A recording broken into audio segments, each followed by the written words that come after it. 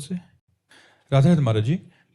महाराज जी, श्री जी ने मुझे भजन करने का समय दे दिया है, अब कुछ मांगने की इच्छा नहीं होती। बाबा, भजन को बचाए रखने के लिए मैं क्या करूं?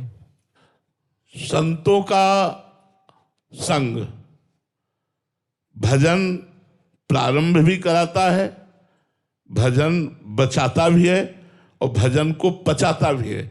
यदि हमें भगवत प्रेमी महात्माओं की सेवा और संग प्राप्त हो जाए तो उससे भजन प्रारंभ भी होता है। भजन न होई संग बिनु, और भजन बिना नहीं प्रेम, छिन्हो भजन छाड़िए धरिए ध्रुव यह नेम। एक क्षण के लिए भजन न रुके और हमें भजन करने का अभिमान ना आवे, ये संतों की संगत से होता है। तिनकी संगति रहत जाति कुल मद सब नंसई, संतत सेवक सदा भजत जे श्री हरिवंशई। ये रात दिन प्रिया प्रीतम में अपने चित्त को लगाए हुए हैं।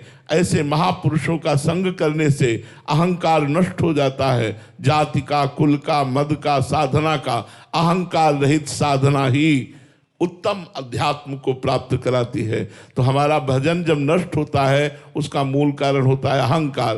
अहंकार के वशीभूत होकर किसी पर क्रोध कर देना, कोई प्रतिकूल व्यवहार कर देना, उससे हमारा भजन क्षीण होने लगता है। और जब हम दैन्य हैं तो हमारा भजन बढ़ता चला जाएगा। तो ये दैन्यता, अहंकार का नाश, ये संत समागम से होता है। संत समागम करने वाला अलग, लाखों में अलग पहचाना जाएगा कि ये साधु समागम करने वाला, ये नाम जप करने वाला, क्योंकि उसमें अहम नहीं होगा।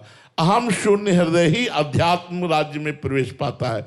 अहंकारी बाहरी व्यवहारों में केवल दिखावा कर सकता है, अंतर राज्य में प्रवेश नहीं करता। अंतर राज्य में जब तक प्रवेश नहीं होता तब तक कोई वास्तविक बात बनती नहीं है। इसलिए अंतर्मुख होकर समस्त इंद्रियों को अंतर चिंतन में लगाना, ये संत संग की कृपा से होता है। नाम जप और साधु समागम, ये दो आपको उत्तम अवस्था तक पहुंचा देंगे, आपके भजन को बढ़ाकर, बचाकर, पचाकर सिद्ध बना देंगे।